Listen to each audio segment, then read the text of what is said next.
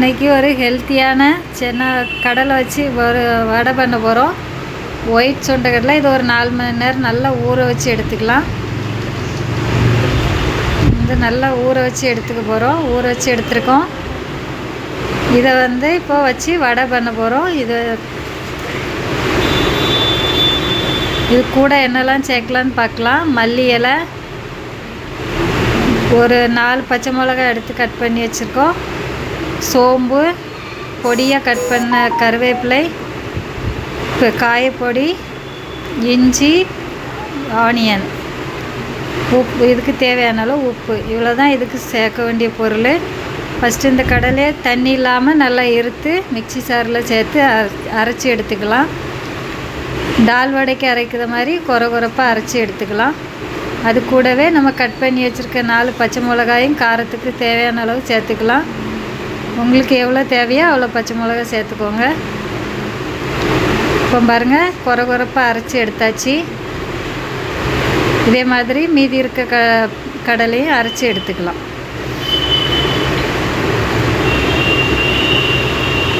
இது கூட இப்போது பொடியாக கட் பண்ணி வச்சுருக்க வெங்காயத்தை சேர்த்துக்கிடுவோம்.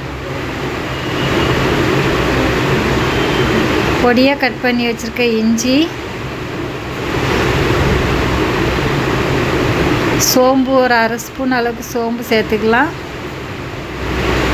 கொஞ்சமாக காயத்தூள், பொடியாக கட் பண்ணி வச்சுருக்க மல்லி இலை, பொடியாக கட் பண்ணி வச்சுருக்கிற கருவேப்பிலை. இப்போ இதுக்கு தேவையான அளவு உப்பு சேர்த்துக்கலாம். இது எல்லாத்தையும் இப்போ நல்லா மிக்ஸ் பண்ணி, ரொம்ப அழுத்தம் கொடுத்து மிக்ஸ் பண்ண வேண்டாம். லைட்டாக அப்படியே மிக்ஸ் பண்ணிக்கோங்க.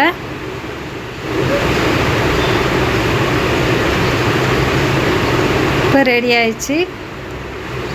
நம்ம டால் வடை தட்டி போடுவோம்ல, அதே மாதிரி தட்டி போட்டால் போதும்.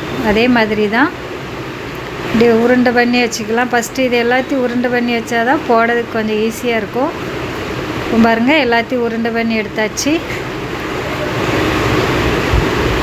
இப்போ ஆயில் சூடாகிட்டுருக்கு. இப்போ ஒன்று தட்டி போட்டு எடுத்துக்கலாம்.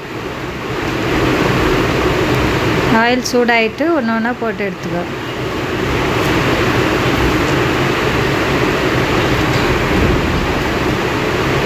ஸ்டவ் மீடியம்லேயே வச்சுக்கோங்க. மீடியம்லேயே வச்சா தான் நல்லா அழகாக வெந்து வரும்.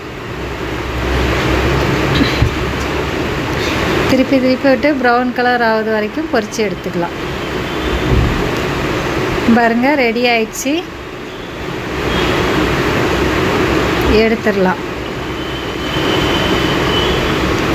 இதே மாதிரி மீதி இருக்கிறதையும் போட்டு எடுத்துக்கணும்.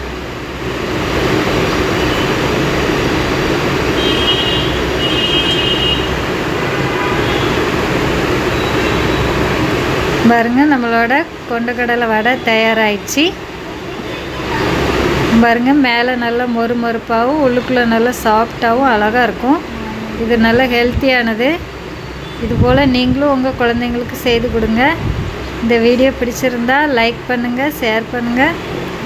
பாருங்கள், நல்லா மொறுமொறுப்பாக இருக்குது. இந்த வீடியோ பிடிச்சிருந்தா லைக் பண்ணுங்கள், ஷேர் பண்ணுங்கள், கமெண்ட் பண்ணுங்கள், சப்ஸ்கிரைப் பண்ணுங்கள்.